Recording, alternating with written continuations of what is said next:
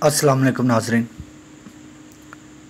नबी करीम सल्लल्लाहु अलैहि वसल्लम ने सोने से पहले 3 मरतबा बिस्तर झाड़ने का हुक्म क्यों दिया? साइंसदानों ने तहकीक की तो नताइज ने सबको दंग कर दिया। ऐसी बात कह दी कि आप भी बेख्तियार सुबहान अल्लाह कह उठेंगे। नाज़रीन, वो ऐसी कौन सी बात थी? आइए चलकर देखते हैं इस वीडियो में।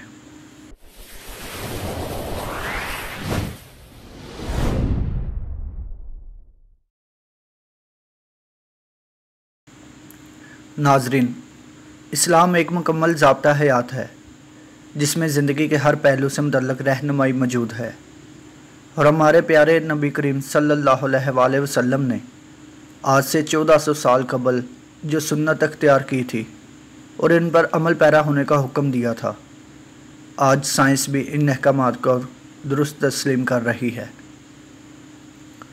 हमारे प्यारे नबी करीम सल्लल्लाहु अलैहि वसल्लम ने जहाँ सोने से कबल बावज़ू होने का हुक्म दिया, तो वहीं नमाज से कबल दांतों को साफ़ करने का हुक्म भी मौजूद है।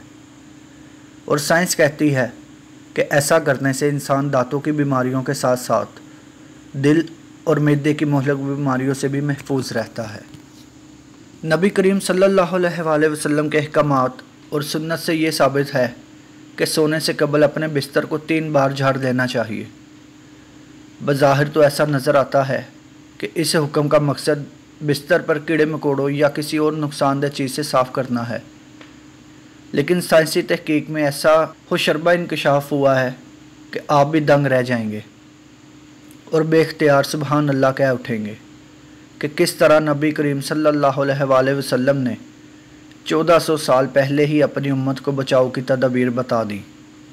साइंस के मुताबिक इंसानी जिस्म में मेटाबॉलिज्म का अमल 24 घंटे जारी रहता है, जिसके बाइस हर पल सैकड़ों नए सेल बनते और पुराने टूटते हैं।